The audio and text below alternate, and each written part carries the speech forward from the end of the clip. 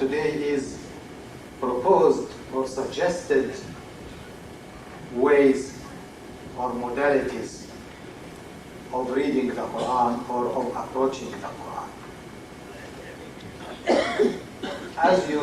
As you noticed, and I hope that you are following the chain of thought, we talked about Quran in abstract, then we talked about Quran as a historical reality, then we talked about the compilation, then we talked about different issues in Ulum al-Quran, then we went through somehow through the anatomy. So we talked about certain major themes in the Quran, and we said Ya Uli al-Albab for thinking and rational thinking and thoughtful approach. Then we talked about Ya Ayyuhan Nas, the talk to humanity. Then Ya Ayyuhal Ladina Amanu, the talk to the believers. Then we took a model of stories in the Quran. So we talked about Isa alayhi salam, then we talked about Musa alayhi salam, then we talked about Muhammad sallallahu alayhi wa sallam in the Quran. So now if you notice, we are started from the para-Quranic area and started moving closer and closer and closer until we are starting to dig inside the Quran, and I hope that will show in your evaluation that the course helped you in being more comfortable, more familiar, more at ease in getting directly with the Quran. Today I will propose to you certain ways of reading, and when I say I propose or I suggest or I recommend, I think it doesn't take much thinking to know that this is just an idea. This is my idea. There might be a million more better ideas. You might have your own ideas. But I felt as I have been working on the course and thinking about it for a long time, and as I have been trying to deal with the subject probably in the last maybe 40 years or so, older than most of the people in that hall, particularly the ladies, I thought I'd share with you the recommendations, but please don't give it any higher value than that. These are just my recommendations, and see what I think suit you. Because I feel that the whole course is useless if we don't end up from this course by actually being closer to the Quran. That was the whole exercise. And I will go through the different modalities of reading and of approach that I think may benefit us. One modality I wanted to clear, because the worst thing that can happen is if you leave here and say, by the way, the Islamic Center or Maher Hathout are rearranging the Quran. No, I am not doing that. The Quran starts by Al-Fatiha, followed by Surah Al-Baqarah, Al-Imran, it ends by Qul A'udhu Birabbin Nas. There has been a debate in our history about the arrangement of the surah. Nonetheless, we ended up by having this arrangement. There was a debate whether the arrangement is wahy or opinion. We don't care about this debate now. We talked about it when we were talking about the history of the Quran. So I am not trying to rearrange the Quran, and still the first way of reading that I am proposing is to read the Quran as arranged. That's one way. I wanted to add to that two things. Number one, to have your reading of the Quran sustained and continuous. In other words, you don't sit today and read 3 chapters and come after 5 weeks and start reading again. one of the worst things that can happen to us vis-a-vis the Quran is to be interrupted by long periods. And I personally, amongst my peers, I knew people who were born, lived, and died without reading the Quran. This is no exaggeration. From a Muslim country, from a Muslim society, my colleagues who ended up to be eminent engineers and lawyers and physicians lived all their life hearing the Quran on the radio sometimes, attending to some of the funerals sometimes, and that's it. There was no systemic reading of the Quran on permanent and continuous basis. We know that there are so many recommendations about this systemic reading. There are people who recommended reading the Quran in 3 days. I read a hadith that says, no, don't read it in less than 5 days. And there are people who say, for 1 month, because you read a juz every day. I will not go through that. I will recommend to myself and to you to read something of the Quran in a systemic way every day. It becomes part of our routine, of our life. You can, and I'm saying about reading it in one way or the other, but just no matter, even if there are 3 verses, even if it is half a page, as long as it is continuous and connected and permanent. That every day, like people brush their teeth, like people eat breakfast or eat lunch, like people go to sleep, people read the Quran every day. Part of it, no matter how small it is. But this permanent visitation with the book is of utmost importance and has a major impact that seeps on you even without you feeling it. Something happens to you as the word of God vibrates in your ears, and you think that it is just a routine, but in reality and in actuality, something happens to you. So the first modality I am recommending is that systemic, regular reading of the Quran every day, no matter how small the portion is. Does it have to be fixed portion? It is up to each individual. There are some people who are so disciplined in their lives, and the only way to do things is to do fixed portions of things. Their personality is like that. I had a patient who walks 3,000 steps every day. And when I told him, why don't you measure the distance? And he says, no, I have to count. See, his personality. He is used to that kind of discipline. There are other personalities like myself. If you try to discipline me, God help you. There's no way. Not used to be molded in a fixed discipline. It took Almighty Allah subhanahu wa ta'ala to make us pray 5 times a day, on time. Without this higher authority, there is no way that some persons can be disciplined whatsoever. So it will depend. Some people will say, okay, I read when I feel comfortable, I read half hour. Some people will say, no, I read 5 minutes. Some people have to say, I read this amount, or a surah, or a juz, or a ruba, or whatever. It is up to every person, but the point is every day. This is the first recommendation.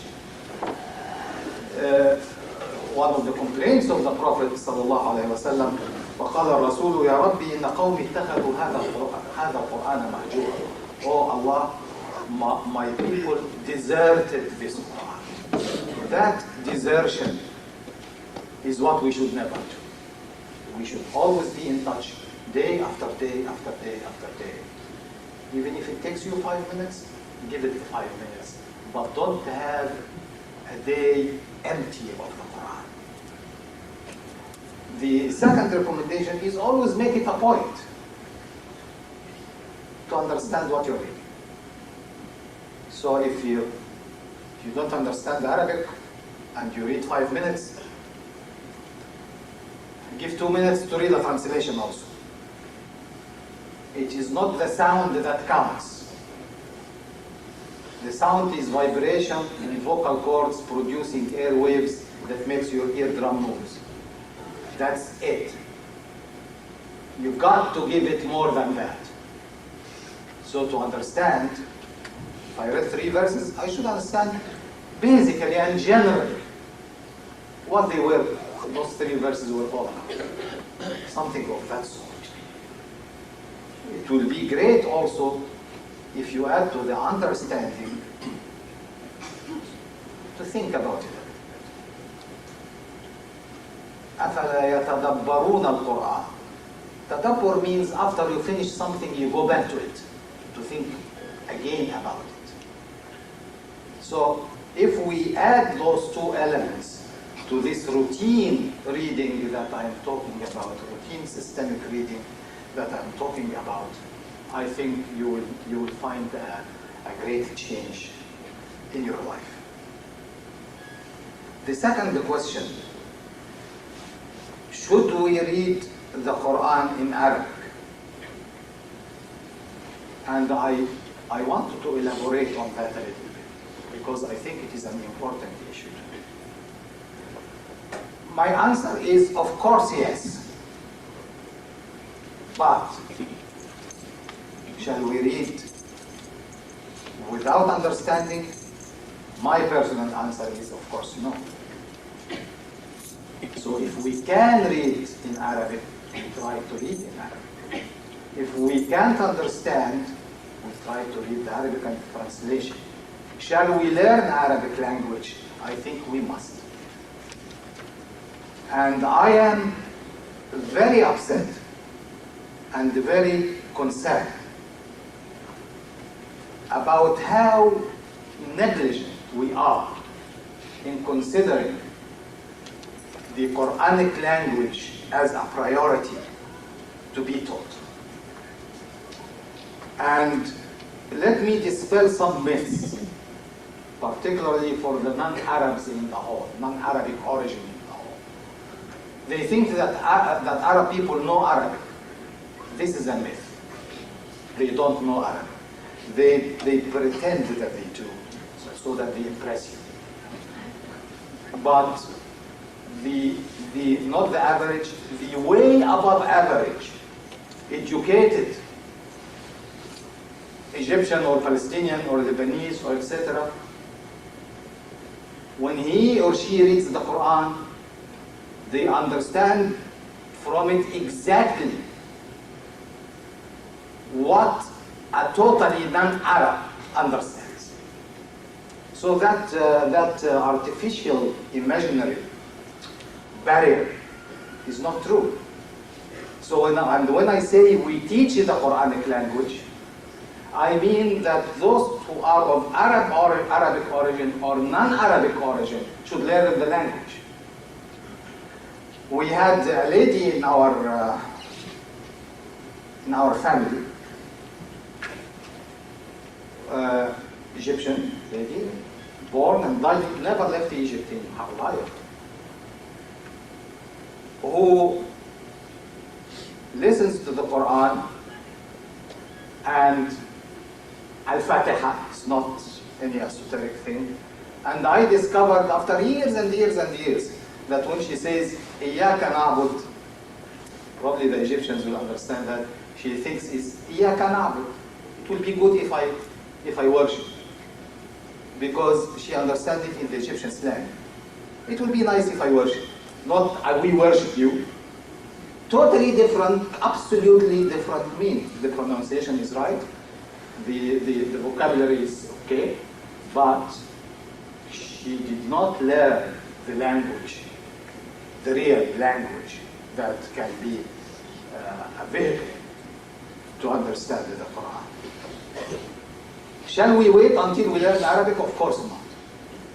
Everyone should read the translation starting now, starting yesterday. But I am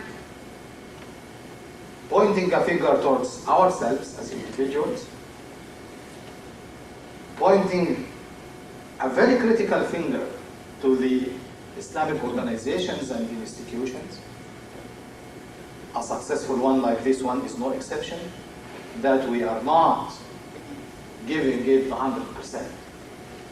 To have a sophisticated, advanced, well done, state-of-the-art effort to teach the language of the Qur'an to the people. And of course, if you go upstairs, you will find that class. Every Sunday, people come and say, was a Nazara, and they go home. And it is just about now, to my great delight. And I hope I get forgiven for saying just about now, that I am seeing a progress in the New Horizons School. Just about now, in the last 2 years or so, that when I see that the kids are actually learning Arabic. Before that, it was an Arabic program, because how come would be an Islamic school without an Arabic program? So it was like a token program. Now I can see kids reading and understanding what they read, which is great. That should be expanded to the kids and adults. So to summarize this point, to those who can read Arabic, should read the Arabic. If they don't understand it, keep reading it, but read the translation. Those who can't read the Arabic should read the translation. Those who are Arabs and non-Arabs should wake up and try to learn the proper Arabic to understand the Quran. Because if we don't, and if we die, people like ourselves, you will automatically have a priesthood, a clergy. You will always have to send to a person to come from overseas to tell you what the word of God is. And this is a priest. And the more we do of that, the less effort we will put in learning the language, because we become dependent. And the more we become dependent, the less effort those guys will exert to teach us the language. It becomes like the Catholic Church when it insisted for centuries to keep saying the Bible in Latin, because only the priest understands the Bible. But the common flock should not understand it. You should go to the priest, and the priest tell them what God says. For heaven's sake, this is contrary to every fabric in Islam. Definitely contrary to the spirit of that course, which is, the title of the course is the Quran for the common Muslim. So if we don't do that, not only that we will miss a lot of enjoyment and understanding, but more serious than that, because I still do feel that people without understanding the Arabic can be very good, understanding, educated Muslims. But we will form that class of priesthood that will be very damaging and very dangerous, particularly if the generation to which I belong, who know the two languages and are not willing to be priests, after this generation dies, our new generation will be stuck with the reality.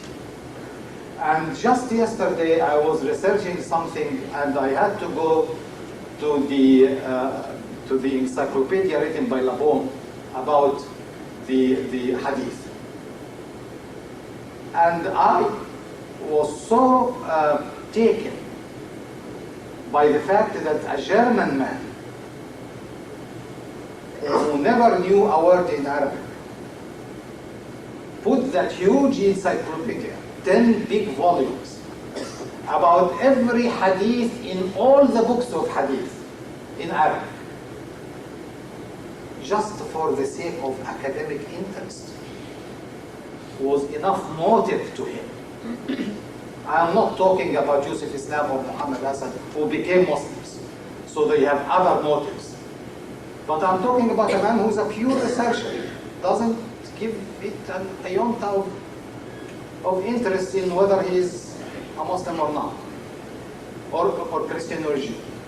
But for the sake of the integrity of academic knowledge, He learns the language, masters the language, goes to the most difficult part that we have, which is all the hadith, and index all the hadith according to the beginning of each hadith, and you get the hadith from Labom in Arabic saying the hadith starts by this word, so it is written in Bukhari, in Muslim, in Tirmidhi, in Nisa'i, and Ibn Majah. He's doing all this. He's a German man. He is not a miracle man. In my reading of the life story of Ben Gurion, just to understand the Greek philosophy, not even Zionism, the Greek philosophy, he taught himself ancient Greek. So the complacency that we have vis-a-vis the language of the Qur'an, in my judgment, is unforgivable, on the individual as well as on the institutional level, and I hope that the chairman of the board is here to hear my criticism, but it goes back to me. I was the chairman of the board, I did nothing about it here. But now I have the fun to criticize him for achieving it. So this is the second point in this list of the recommendation. Having said that, we will read systematic reading and with the qualifications I mentioned, and that we'll try to read the Arabic and learn the Arabic, etc. Let me go a step further, which is reading the Quran for the sake of education. I recommend highly to every Muslim at least once per lifetime. So I'm not talking now about systemic reading that I talked about. Once per lifetime, read the Quran in the chronological arrangement. The first verse of Revelation, the next verse of Revelation, the third verse of Revelation, and so on, according to the arrangement of Revelation. And I prepared for you a list of that arrangement that you can pick up from the table outside if you are interested in doing that. Please, if you are not going to do it, don't take it, because I printed a limited number. If you are interested and you didn't find, we can make more. But at least do that once or twice per lifetime, to read the first thing, Iqra, then to go after Iqra to you, Ya Ayyuhal Muzammil, and so on and so forth, according to the chronological arrangement, the sequence of the Quran as it was revealed. If you wanted to maximize the benefit of that, read the Seerah at the same time. So while you are reading that chronology, you are reading the Seerah of the Prophet ﷺ. And so you will find these parallel lines that are feeding on each other, enriching each other, and it will make you live through that environment that probably very, very extremely few of us lived through it. I think it is very different that I read a description of Greece or of Italy versus walking through it. It is a totally different kind of impact and different kind of experiences. It will help us to understand, to appreciate, and as you are reading, you will find yourself, even without any effort on your behalf, you will find yourself developing, evolving, growing, maturing, from the very basics up to the details, and so on and so forth. So the papers will be, yes, the papers will be with Brother Jimmy outside, and you can pick them up on your way out if you are interested in doing that. Third thing is group reading. I very much believe in that everything in Islam should be done individually, but also with a group. None of them should be to the exclusion of the other. Like the prayer. We pray individually and we pray in Jama'ah. Like all our dua, رَبَّنَا اغْفِرْ لَنَا, all of us, اهدنا الصراط المستقيم, guide us. There is that sense of grouping that Islam creates in us. So group reading is good. In my humble experiences, the smaller the group, the better we are. I'm very encouraged to know that in certain homes and in certain areas and ladies and things, they are forming their own groups to read the Quran. And I think it is a very fruitful way of benefiting from the Quran. But let me add a suggestion to these groups and see. I know that there are people in the hall who are doing that. After we finish the reading as a group, we just go around to ask each individual, what did this reading do to you? And you will find wonders, because you will find the same verse. I'm not talking about tafsir or understanding or class or things. I'm talking about the impact on the person. You will find the same verse did different things to different people. And when you listen to these experiences, it becomes very, very enriching. It is like you look to something with your naked eye, then you looked at it with a magnifying glass. That magnifies it 5 times, 10 times, 100 times, and so on. So I think that the halqas, the circles of the Quran, should be maintained as one of our good traditions. And we should cherish them, and we should add to them the participation, the pool of spiritual experiences, and flashes of genius that can emanate from a group that should be added to the total pool, so that after the session is over, the person gained, collected all these different roses and the flowers to form a very unique bouquet.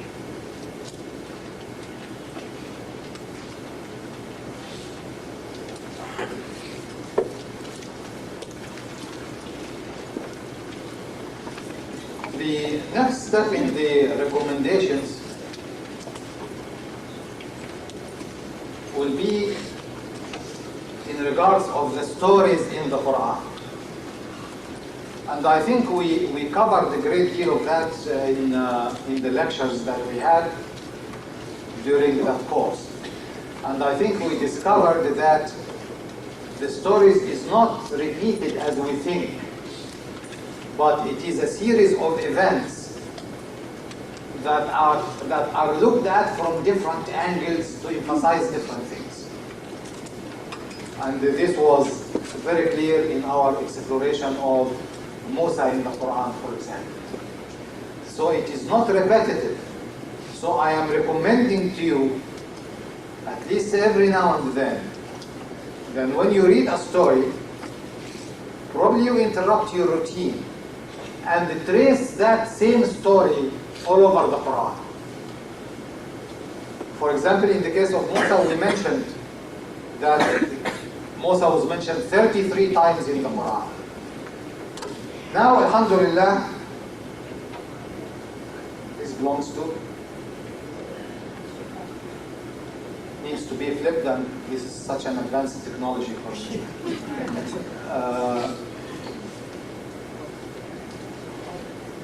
So if I digress from my routine and I run after Musa in the Quran, visit those 33 locations and try to read the story, it is totally different.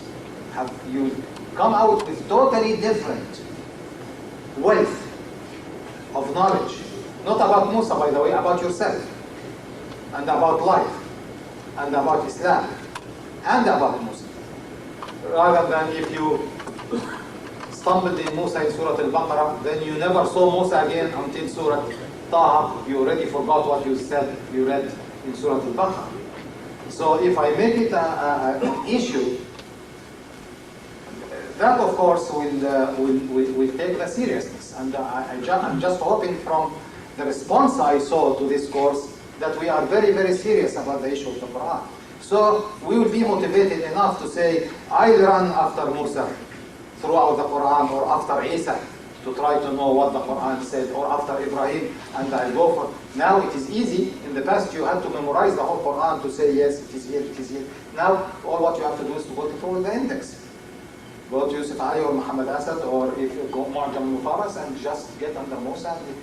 Now we are really spoiled.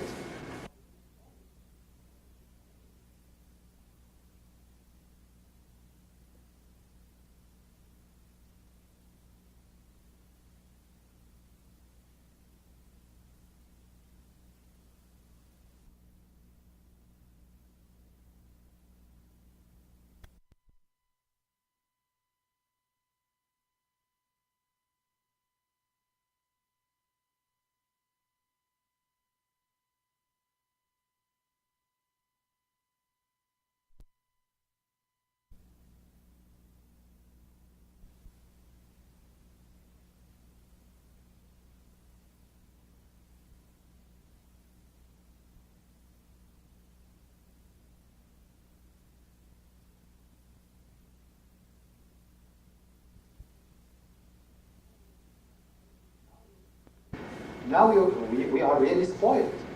If you are so much belonging to this century, you push the buttons on your computer and there are so many programs, Iqra and whatever, and it gives you a list of the things, and you have it made. You can even print them.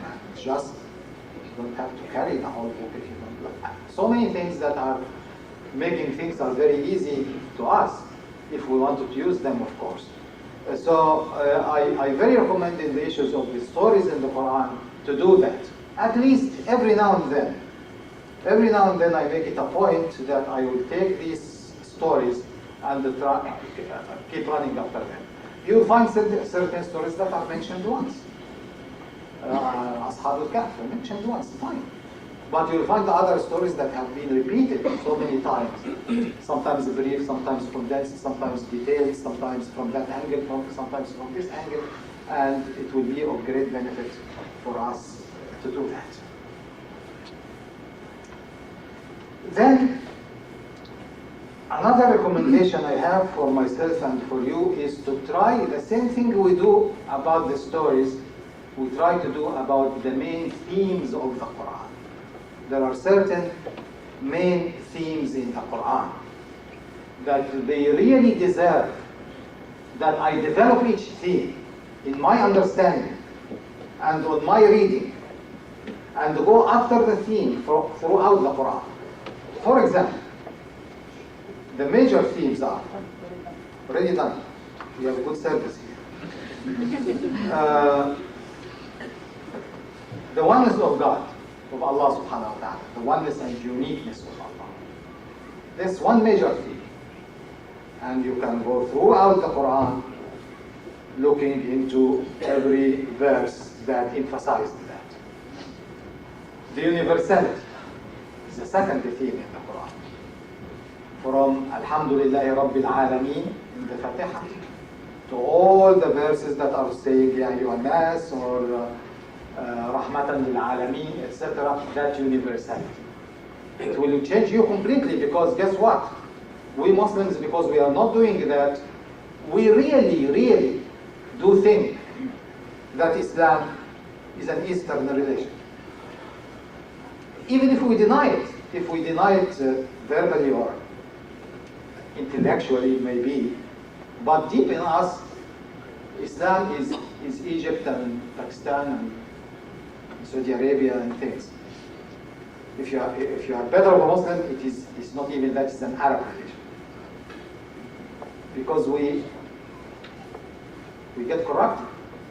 because we didn't follow the theme of universality. Up till recently, I got an eminent thinker from back home. I had a meeting between her and this group, and her comment was, but you know, they are very nice kids, but they are Americanized. I told her, no, they are not Americanized, they are Americans. No, there is no Americanization there. They are American Muslims. She had great effort to reconcile Americans and Muslims. How come? Because deep in her, a Muslim means from Egypt or from Saudi Arabia or from Syria. We accept Lebanon. We go as far as Turkey and Pakistan and things like that, remote areas. That's of course, Bosnia was a major surprise. My God, Muslims in Europe? Blue-eyed? What's this? We forgot the theme of universality. And this is a theme that is very well developed in the Qur'an, and you can follow it and you can trace it, and it can be of great help. The theme of mercy. Mercy and compassion. This is a theme. This is one of the major columns. If you remove mercy and compassion, Quran will collapse on your head. There will be nothing there from Bismillah ar-Rahman ar-Rahim, and you carry it all through. كَتَبَ رَبُّكُمْ عَلَى نَفْسِهِ الرَّحْمَةِ. He didn't write anything on himself about mercy. Anything else he writes on us, ordains on us. But he ordained on himself mercy. And let us be serious. Do we really appreciate that? Are we really aware of it?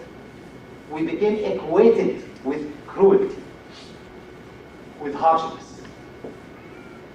Because that theme, we didn't follow it through from page 1 to the last page to know exactly how this theme is important. The theme of justice can never be more clear and more detailed and more emphasized. From talking about the mizan and about the balance and justice towards your enemy, and justice for the rich and for the poor and for the one you like, for the one you hate, against yourself, against your parents, that the whole theme of justice as a divine value is very clear and needs to be followed. And if I'm reading the Quran the way I'm recommending to myself and to you, I say, okay, this coming month I'll just follow that theme. I'll go through, I'll explore it. The theme of peace. And you'll be very, very surprised how alien we are to the fact that peace is a major theme in the Quran. Major. Peace is the original, normal status of things. And this all Islamic jurists said that. War is an exceptional case. Like health is the normal status, disease is the exceptional case. Even if a person is so sick until he dies, but still health is the normal status. It's not disease. So, peace is the next theme. Responsibility. Responsibility and accountability for our actions. With all what comes under this theme of freedom, no coercion, no compulsion, making free choices and free decisions, etc.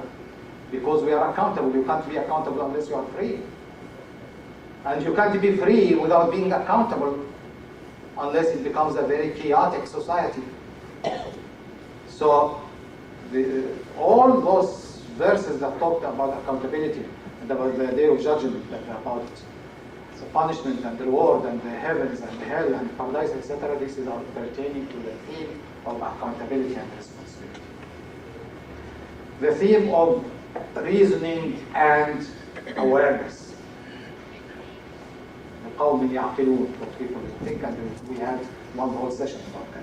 So you can see that we have at least 7 major themes of the Quran that we can follow each theme through in our reading as a recommended way of reading.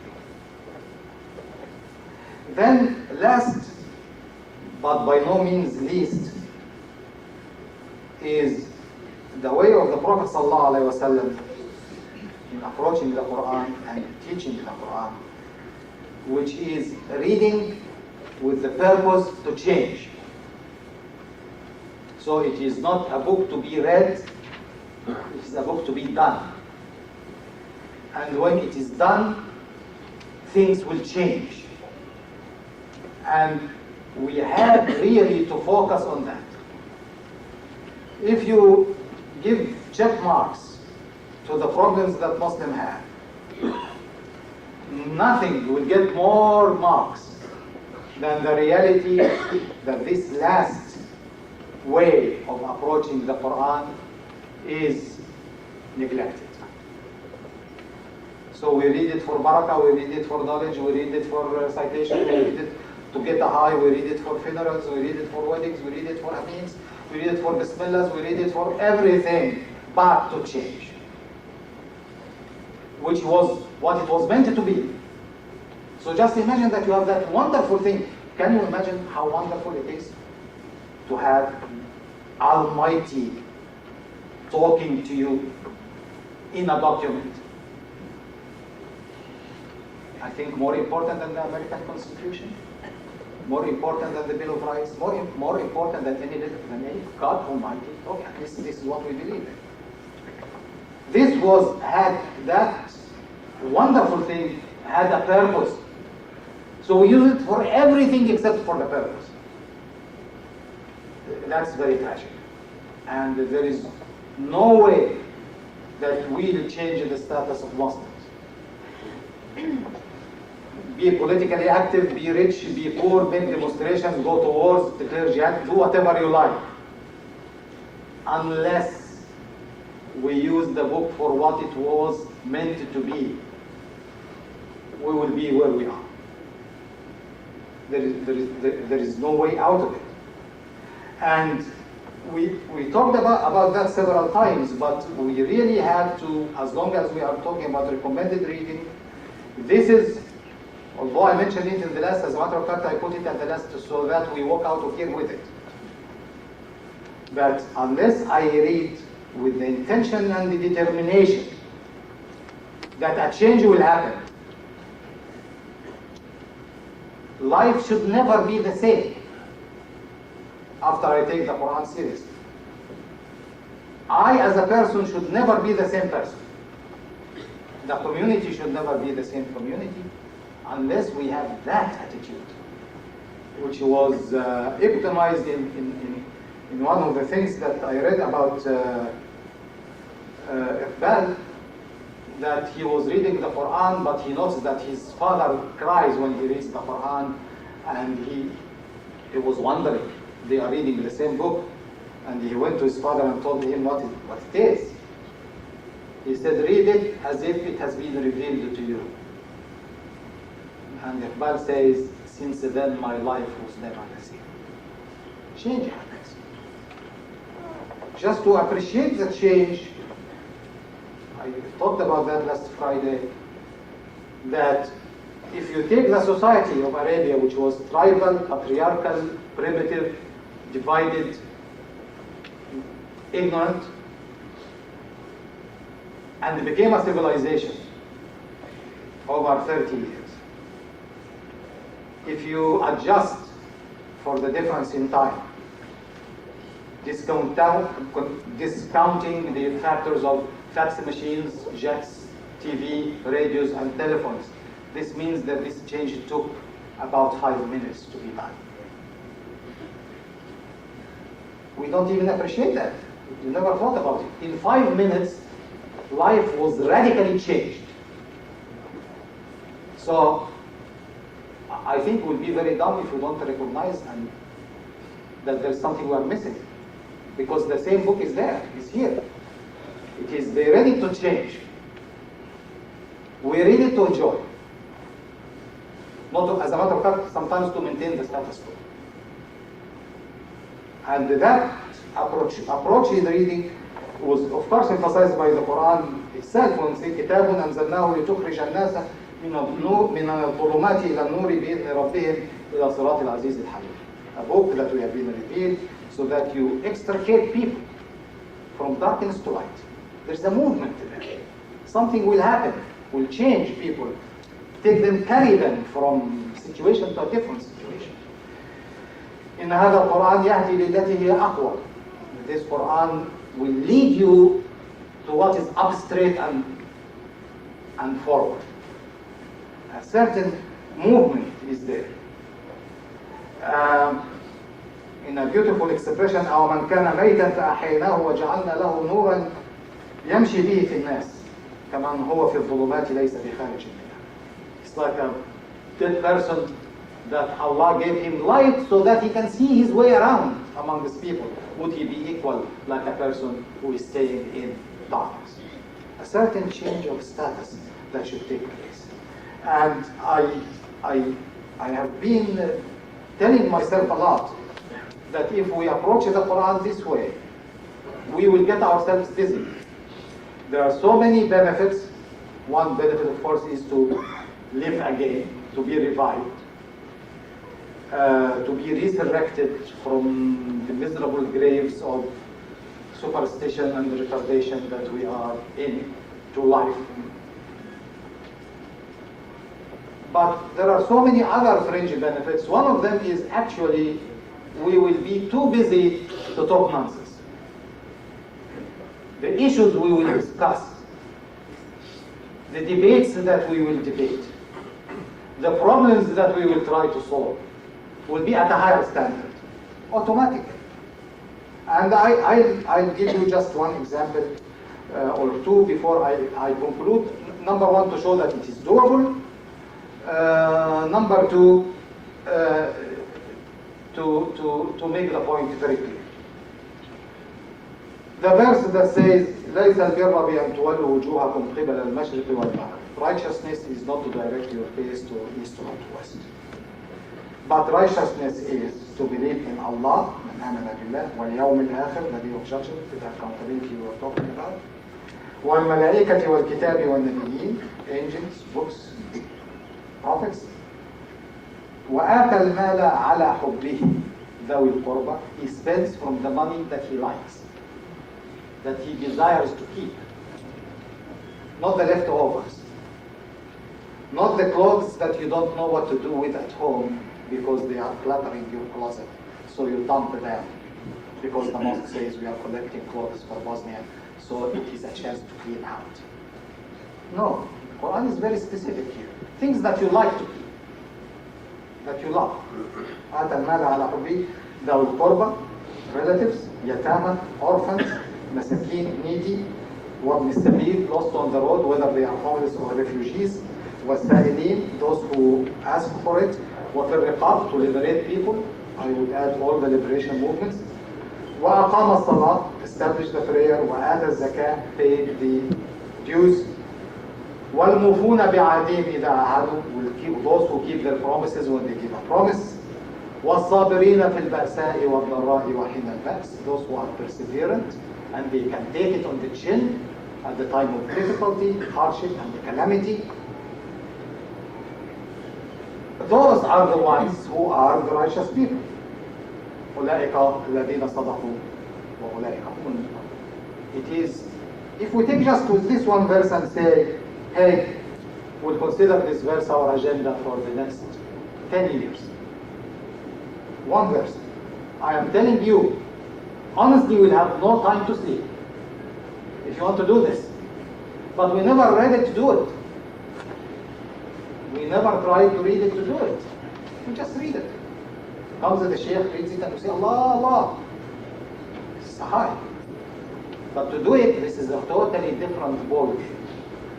And there are so many other verses, and Ramadan is coming, inshallah, and we'll have a chance to go through the whole Quran, if you come or if you get the text, with the commentary and the reflections, etc. But what I'm recommending to all of you, and Alhamdulillah, the Islamic Center is taking this step. Each night you come here, you are listening. You try to listen and say, okay, I'll do this, I'll do this. Set your own agenda. But when you are leaving, you will be given a piece of paper. with one verse. A gift from the Islamic Center, take this verse and do it. I think somehow in at my old age I have this dream that a real resurgence will start somewhere, maybe from here, maybe from this hall, maybe at the hands of you or at the hands of one of the children in the New Horizon or one of the kids upstairs, where for a change we hit the right spot. A resurgence based on reading the Qur'an to do it. And I really hope that this course would help us, in addition to the month of the Qur'an that's coming, to come closer to that. أقول قولي هذا وأستغفر الله لي ولكم. السلام عليكم.